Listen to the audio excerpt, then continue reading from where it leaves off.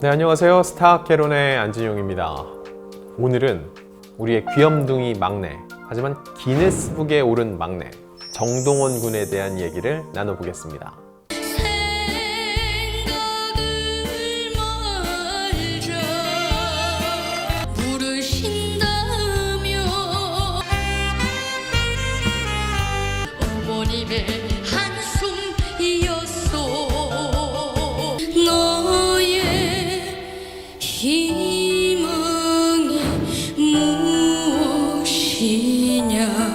국민 손자 타이틀은 정동원 군에게 있다고 해도 과언이 아닌데, 일단 2007년 3월 19일생입니다. 올해 나이 15세, 중2.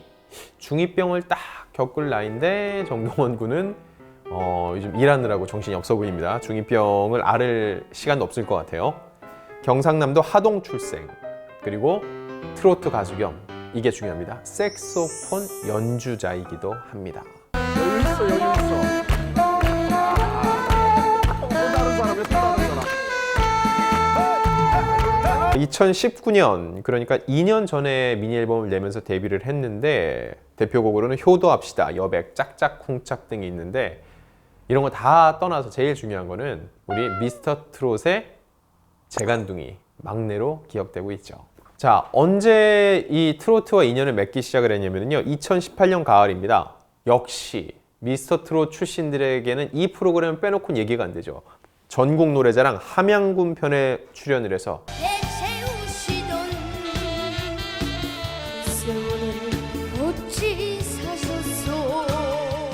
당연히 수상을 합니다. 우수상을 거머쥐었는데, 그때부터 이름을 알리기 시작을 했고요. 유튜브 등에서도 정동원 군은 이미 스타였고요. 계속 차세대 트로트 유망주로서 곳곳에서 스포트라이트를 받고 있었습니다. 개인적으로 정동원 군을 처음 알게 된 프로그램은요, 영재발굴단이었어요. 스타죠. 그때는 초등학생이었죠. 영재발굴단 마지막 회에서는 이제 유산슬과 합동 공연을 하게 되는데, 유산슬은 여러분이 아시는 그 유산슬 맞습니다. 유재석 씨와 해서 이때 유산슬의 모습을 담고 있던 놀면 뭐하니에도 정동원 군의 모습이 포착이 됐었어요. 2019년에서 2020년으로 넘어올 때, 그때가 유산슬이 한창 인기를 끌 때였고, 그 직후에 미스터 트롯에 출연을 했고 스타덤에 오르게 된 거죠. 그리고 같은 해 11월이었죠. KBS 인간극장에 등장했던 정동원 군의 감동적인 스토리 기억하는 분들도 많이 계실 거예요.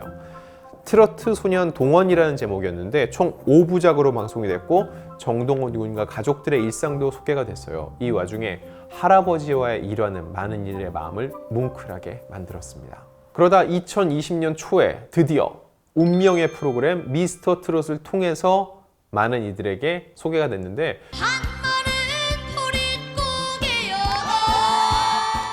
이때도 사실 어린 친구들은 많이 있었어요. 홍자먼도 있었고, 임도영도 있었고, 남승민도 있었고, 결승전에는 이 어린이 라인 중에서 유일하게 진출을 했고 7명 중에서도 최종 5위를 달성을 했습니다. 그러다 보니까 인기가 천정부시 솟았죠. 어디 출신이라고 했죠? 경남 하동. 그래서 하동에 뭐가 생겨요? 정동원 군의 이름을 딴 정동원 길이 생깁니다. 이 길은 향후 5년 동안 유지가 되고요. 이후에 연장도 가능해요. 자, 여기서 중요합니다. 정동원 길이 선포가 되면서 세계 최연소로 길에 자신의 이름을 붙인 연예인이 됩니다. 그래서 이걸로 기네스북에 올랐어요. 그래서 제가 시작을 할 때 기네스북에도 오른 정동원이라고 소개를 해드렸던 거예요. 사실 정동원 군의 활동은 다른 가수들의 활동보다 더 귀해요. 이게 무슨 얘기냐면요, 아직은 만 14세 중학생이잖아요. 그래서 야간 활동 제한이 걸려요. 2022년 3월 19일까지는 계속 야간 활동 제한이 걸리지만 부모의 동의를 받으면 활동을 할 수 있거든요. 그럼에도 불구하고 다른 가수들보다는 정동원 군을 볼 수 있는 시간이 적어요. 그래서 정동원 군의 활동은 더욱더 귀합니다. 정동원 군을 보고 있으면 흐뭇하죠. 그런데 한켠에는 짠해요. 왜냐하면은 남들보다 조금 더 일찍 어른이 된 느낌이거든요. 그래서 미스터 트롯 때도 보면은 내뱉는 말 한마디 한마디가 이게 가볍지 않게 다가오거든요. 또래 15살들이 하는 얘기랑은 많이 달라요. 할아버지를 가리켜서 나의 심장 같은 존재다라고 얘기를 할 때도 그렇고, 저는 이제 트로트 시작한 지 2년 정도 됐다. 형들은 무명 생활을 길게 했다. 그래서 제가 진 1위를 하는 게 아니다라고 얘기를 합니다. 그러면서 탑7에 든 것만으로 만족한다고 해요. 보통 이 나이 때 어떠세요? 초등학교 6학년에서 중1일 때죠. 이때는 세상이 나를 중심으로 돈다고 생각을 하고, 돌지 않기 때문에 화가 나고 울기도 하고 땡깡도 피우고, 그러다 보니까 중2병에 걸리는 시기인데, 동원군은 그 시기에 무명 생활을 오래 한 형들이 진을 하는 게 맞고 나는 탑7에 든 것만으로도 만족한다고 얘기를 합니다. 사실 이 정도의 깜냥을 갖는다는 게 누가 가르쳐줘서 네 나이 땐 그게 맞아 라고 주입한다고 될 일이 아니거든요. 결국 이 고작 15살이라는 짧은 나이에 정동원 군은 이런 삶의 가치관을 가졌다는 게 대견하면서도 한켠으로는 짠할 수밖에 없습니다. 형들에 대해서는 되게 재밌는 얘기를 합니다. 이명웅은 부모님처럼 가족처럼 잘 챙겨주는 형, 영탁은 선생님처럼 잘 가르쳐주고 잘 챙겨주고 재밌고 괜찮은 삼촌, 장민호는 나이가 30살 차이임에도 친구 같고 잘 맞는 삼촌. 여기서 핵심은 왜 이명웅만 형일까요? 참 애매하거든요. 김호중한테는 삼촌이라고 해요. 뭐 외모 기준이 뭔지 모르겠는데 일단 이명웅은 형이라는 거. 하지만 중요한 건 정동원이 그렇다면 그런 겁니다. 왜냐? 정동원 군은 그냥 우리들이 뭘 해도 받아주는 국민 손자니까요. 이찬원한테는 뭐라고 해요? 이찬원한테는 형이라고 그럽니다. 거기는 누가 봐도 외모적으로 봐도 형은 형인데 비슷한 또래들 보면은 딱 보이잖아요. 이명웅, 뭐 김희재, 또 이렇게 김호중 놓고 봤을 때 제가 볼 때는 외모를 많이 따지는 것 같아요. 김호중 같은 경우는 아무래도 좀 후덕한 이미지가 있잖아요. 그래서 삼촌이라고 부르는 게 아닌가 싶기도 하고요. 자, 정동원 군을 가리켜 이런 얘기를 많이 합니다. 무대 체질. 초등학교 때 이 장기자랑 시간에 앞에 나가서 노래 한 곡 불러봐 라고 해도 떨리는데, 쟁쟁한 프로 가수들 옆에서 노래를 부르라고 하는데 야, 어떻게 부를까 싶거든요. 그런데 무대에 오르면 더 잘해요. 그래서 무대 체질입니다. 스스로 작은 무대는 물론 큰 무대에서도 떨리지 않는다고 하고요. 정작 본인이 이 트로트 신동이란 얘기를 듣긴 하지만 그 전엔 트로트 곡만 들었던 건 아니래요. 트로트에 빠지기 전에는 방탄소년단 노래를 들었고 가장 좋아하는 가수 역시 방탄소년단과 트와이스입니다. 딱 그 나이 때 좋아한 걸그룹이 트와이스죠. 하지만 롤모델을 물어보면 사람이 달라져요. 갑자기 남진과 나훈아가 롤모델이라고 해요. 본인이 좋아하는 것과 잘하는 것을 분명히 구분을 짓고 있는 것 같아요. 그러면서 또 외국 가수는 마이클 잭슨.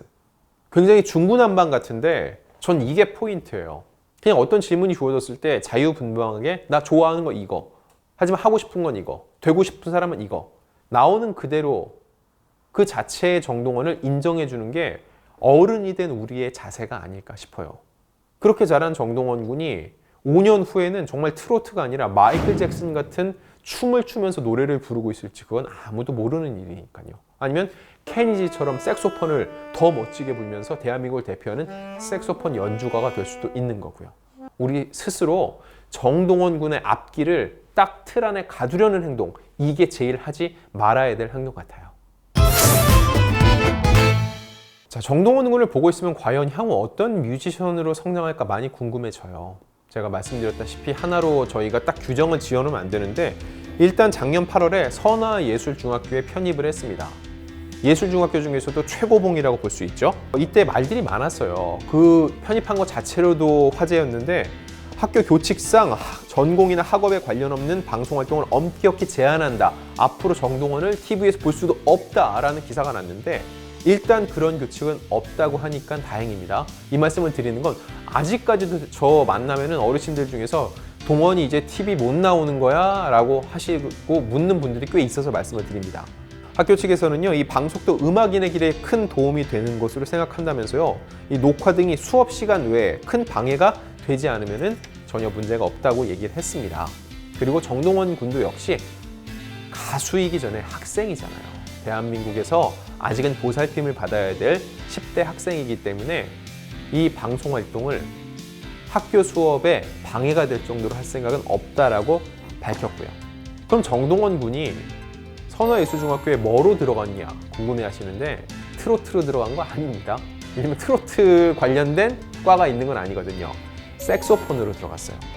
색소폰으로 편입시험을 치렀고요. 이를 위해서 수개월 동안 클래식 관련 특별 수업, 지도까지도 받은 것으로 알려졌고요.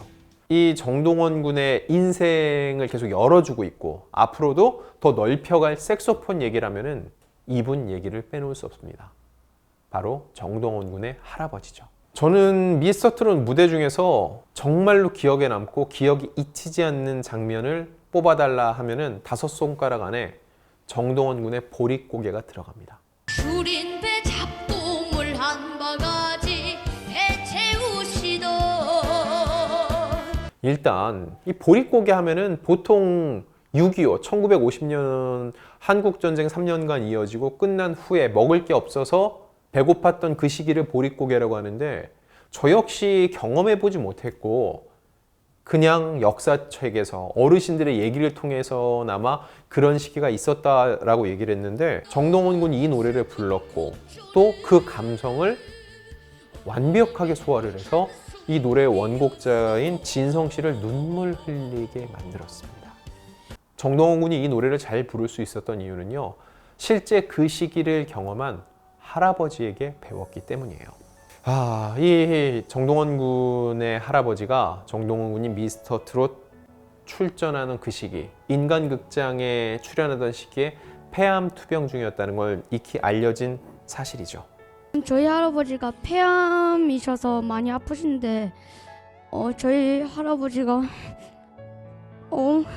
TV 나오는 거 보여드리고 싶어가지고 나오게 됐습니다.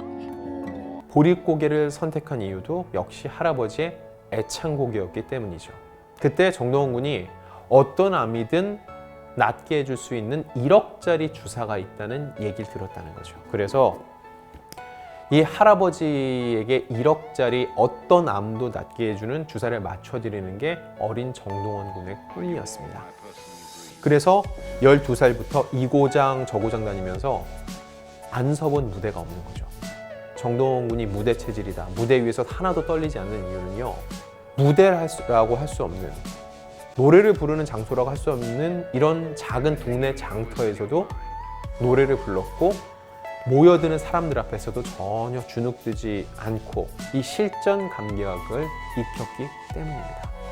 근데 할아버지에 대한 이런 애틋함으로 할아버지에게 1억짜리 주사 맞게 해드리려는 마음을 가졌다고 모든 이들이 이렇게 노래를 부를 수 있는 건 아니에요. 타고난 게 있어야 되는 거죠. 이 타고난 신동이라는 것을 3살 때 알아본 분이 바로 할아버지입니다. 이 정동원 군이 3살 때부터 조부모 손에서 키워졌는데 사실 정동원 군이 아무래도 어릴 적부터 부모의 사랑을 충분히 받지 못했기 때문에 쉽게 마음을 열지 못했대요. 그리고 말도 잘 하지 않았고요. 그런 정동원 군을 안쓰러워하면서 노래를 들려주기도 하고 악기도 가르쳐 준 거죠. 이 전국노래자랑 함양군 편을 보면은요, 정동원 군이 베이비 펌이라고 하죠. 뽀글뽀글한 머리를 하고 나와요. 그건 역시 사실 할아버지가 얼마나 정동원 군을 아끼고 항상 예쁘게 가꿔줬는지 알 수 있는 건데, 이때 우수상을 받았다고 말씀드렸죠. 그때 부른 노래가 바로 보릿고개였어요. 그때 보릿고개를 누가 악보 갖다 놓고 정동원 군에게 이 부분은 이렇게 부르는 거야 라고 알려줬겠어요? 아니었을 거예요. 옛날 얘기하듯이 할아버지가 정동원 군에게 할아버지 때는 이러이러한 일이 있었어 라고 얘기를 들려주면서 노래를 들려줬겠죠. 어린 정동원 군은 상상을 했을 거고요. 그런 시기였구나. 그런 시기였으면은 이런 마음으로 노래를 불렀겠네 라는 생각으로 완성한 노래가 정동원표 보릿고개입니다. 그러던 정동원 군의 할아버지가 미스터 트롯이 한창이던 트롯 에이드 경연을 준비하던 중에 하늘나라로 가시게 됩니다. 어릴 적부터 그 많은 시련 네가 다 이겨내고 할아버지가 기대하는 이상으로 네가 자라줬구나. 할아버지가 아파야 되는데 아파서 너무 미안하다. 너무 멀리 가버린 사람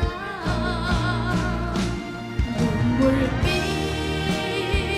주르르 내리면 내겐 우상과 사실 정동원 군이 원래도 재능이 있었는데 중요한 거는요. 재능은 발현을 시켜줘야 되거든요. 더 남들보다 빨리 접하게 하고 더 빨리 배우게 하고 더 빨리 이거를 자기에게 체득하게 하는 과정이 필요한데 일단 이 하동의 외딴 집에서 조부모의 사랑을 잔뜩 받으면서 자란 정동원 군은요.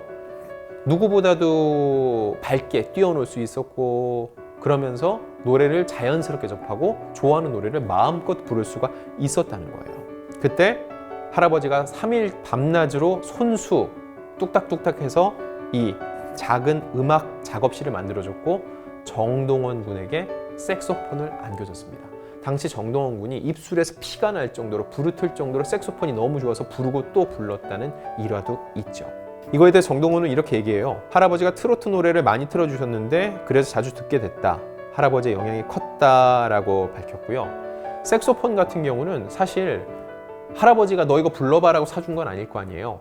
정동원 군이 먼저 색소폰의 외관을 보고 빠져서 무작정 사달라고 했대요.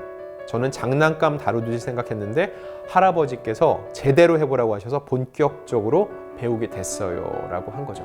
처음엔 장난감으로 접했는데 이 실제 색소폰을 진지하게 부르게 만든 건 역시 할아버지였습니다. 그리고 할아버지를 마지막으로 떠나보내는 그 빈소에서 정동원 군은 색소폰으로 할아버지가 좋아하셨던 청춘과 님은 먼 곳에를 연주했다고 합니다. 그렇게 애지중지 키워서 정동원 군을 할아버지가 이 대중들 앞에 선물처럼 내놓으셨죠. 그리고 우리가 이제는 그 선물이 더 큰 싹을 틔우고 꽃을 피우고 열매를 맺을 수 있을 정도로 국민 손재를 잘 가꿔줄 차례가 아닌가 싶습니다.